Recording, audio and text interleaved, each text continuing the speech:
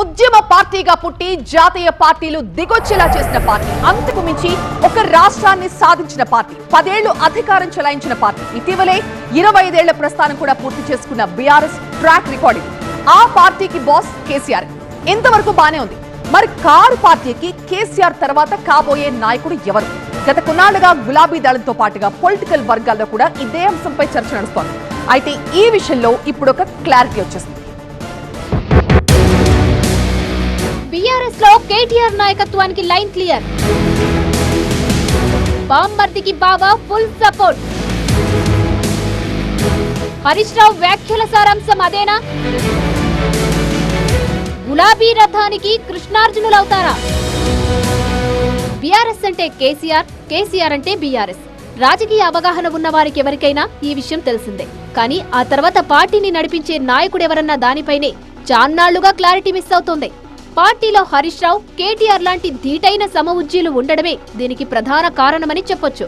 అయితే ఈ వారసత్వం విషయంలో జరుగుతున్న చర్చ 2018కి ముందో లెక్క, ఆ తర్వాత మరో లెక్క అన్నట్టుగా ఉంది. 2018 ఎన్నికల్లో రెండోసారి ఘన విజయం సాధించాక హుటాహుటిన కేటీఆర్ ను బీఆర్ఎస్ వర్కింగ్ ప్రెసిడెంట్ గా ప్రకటించారు కేసీఆర్. దీంతో బీఆర్ఎస్ కు కాబోయే నాయకుడు కేటీఆర్ఏనని గులాబీ బాస్ పరోక్షంగా చెప్పేశారన్న చర్చ కూడా జరిగింది. అప్పట్నుంచి ఆ స్థాయిలో పార్టీని ముందుకు నడిపేందుకు ప్రయత్నిస్తూనే ఉన్నారు కేటీఆర్. కేటీఆర్ తన నాయకత్వ పటిమను పలుమార్లు నిరూపించుకున్నప్పటికీ మరో సీనియర్ నాయకుడు హరీష్ రావు కూడా పార్టీలో ఉండడంతో కేసీఆర్ వారసత్వంపై చర్చ సశేషంగా మిగిలిపోయింది. కేటీఆర్ కు పూర్తి స్థాయి పగ్గాలు అప్పగిస్తే ఆయన కన్నా సీనియర్ అయిన హరీష్ అంగీకరిస్తారా? కేసీఆర్ నిర్ణయాన్ని స్వాగతిస్తారా అనే అనుమానాలు ఉండేవి. పార్టీలో ట్రబుల్ షూటర్ గా పేరున్న హరీష్ కేటీఆర్ నాయకత్వంలో పనిచేయగలరా అనే సంశయాలు ఉండేవి. కానీ వాటన్నిటిని పటాపంచలు చేసేశారు హరీష్ రావు. కేసీఆర్ కు తనొక క్రమశిక్షణ కలిగిన కార్యకర్తనని, కేటీఆర్ కు పార్టీ బాధ్యతలు అప్పగిస్తే స్వాగతిస్తానని స్పష్టం చేశారు.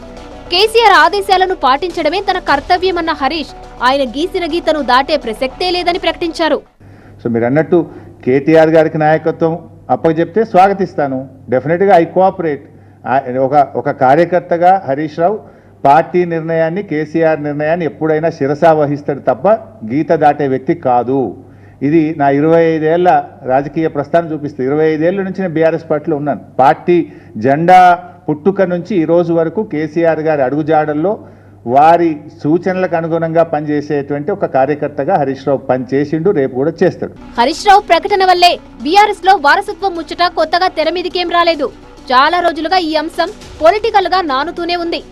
బావా బామ్మర్దుల మధ్య ఆధిపత్య పోరు నడుస్తోందని, నాయకత్వం కోసం కీచులాడుకుంటున్నారని ప్రత్యర్థులు చాలా సార్లు చాలా వేదికలపై కామెంట్ చేశారు.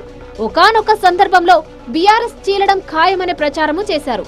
ముందు మీ ఇంట్లో గొడవలు సర్దుకోవాలంటూ అపోనెంట్స్ బీఆర్ఎస్ అధిష్టానంపై సెటర్లు వేసిన సందర్భాలు ఉన్నాయి.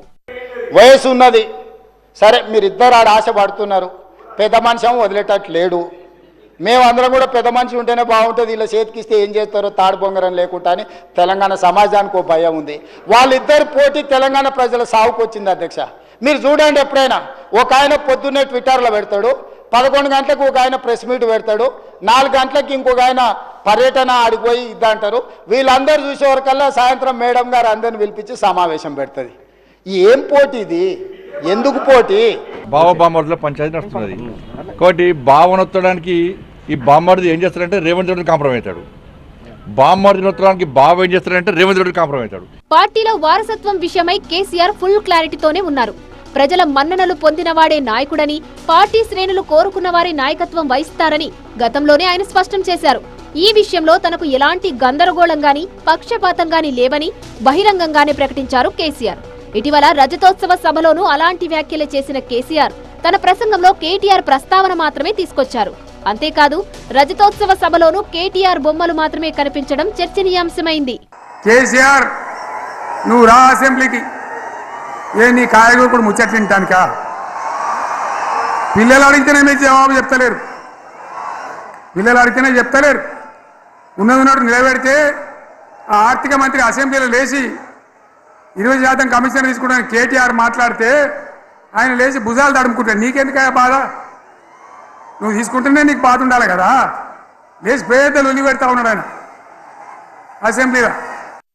వారసత్వం విషయంలో కేటీఆర్ కూడా కుండ బద్దలు కొట్టినట్టుగానే వ్యవహరిస్తూ ఉన్నారు.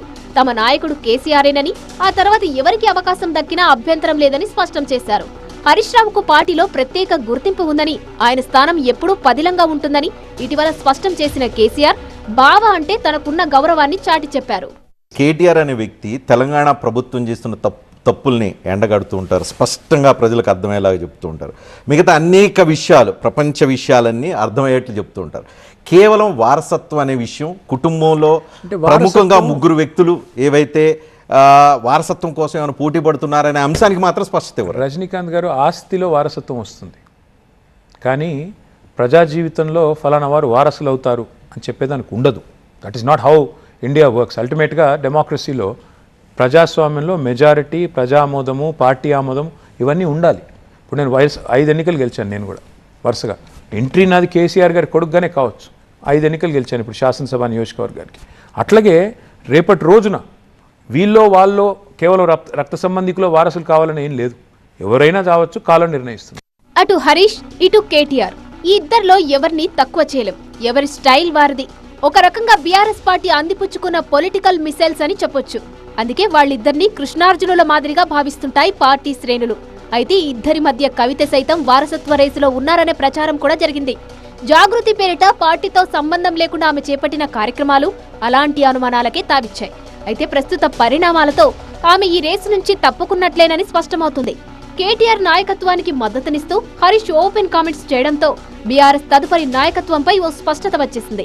బామ్మర్దికి బావ ఫుల్ సపోర్ట్ ఇచ్చేయడంతో కేటీఆర్ కు పార్టీ పగ్గాలు అప్పగించి వారసత్వాన్ని కట్టబెట్టడం ఖాయమైపోయినట్టు పార్టీ వర్గాలు సైతం ఓ నిర్ణయానికి వచ్చేశాయి.